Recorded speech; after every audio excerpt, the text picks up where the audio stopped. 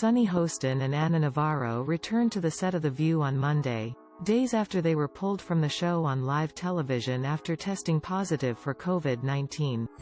The drama all ensued moments before the women were set to interview Vice President Kamala Harris, but as it turns out, they received false positives.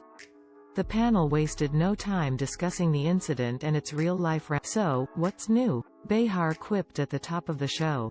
In case you missed it, Friday's show took an unexpected turn when Anna and Sunny's COVID tests came back positive while The View co-host noted they never came into contact with the vice president and followed all COVID protocols to ensure her safety amid the chaos.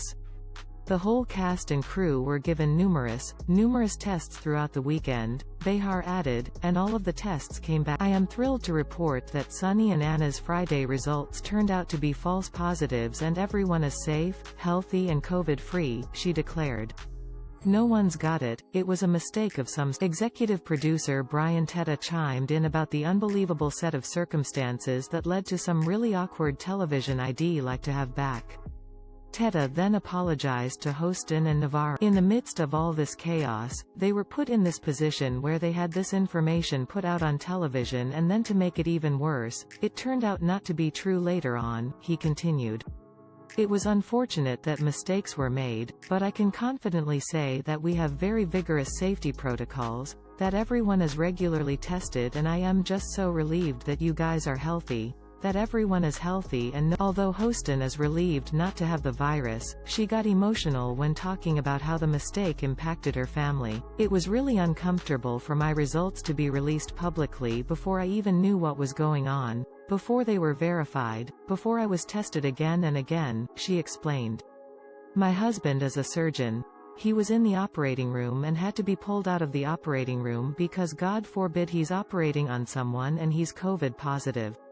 My child's school had to be notified and she had to be pulled out. My parents had to. Hostin called the incident particularly triggering as her in-laws died from COVID-19 over the holiday. So you can imagine how I felt thinking that I could possibly be COVID positive and my family could experience another loss.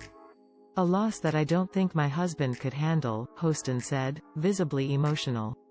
I was relieved, to say the least, to find out that I was COVID negative and I always was assured by the fact that I am. While Hostin said she mostly received an outpouring of support, she slammed trolls who sent hateful messages.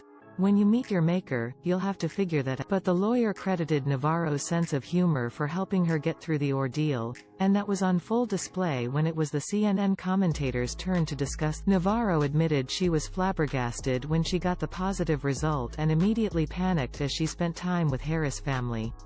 The strategist then turned to Donald Trump Jr., who took a dig at her weight over the weekend when he heard about, "Babe, I take a shot at my weight every day," she fired back. I know that when you are a dimwit with no skill or talent or significant accomplishments living off your father's fame and name and fortune, you've gotta draw attention to yourself. But baby, if you want to have a conversation about COVID and obesity, you could have had it last October when your elderly Navarro continued, it is a legitimate conversation to have, and fortunately for you, you've got somebody in your family you can call and discuss it with. Because imagine having a father whose butt is the size of a studio apartment in New Jersey and you've got the gall to pick on me. See why I had so much fun with Anna Navarro? Laughed Hostin. The co-hosts asked Harris to come back to the show again for a full interview.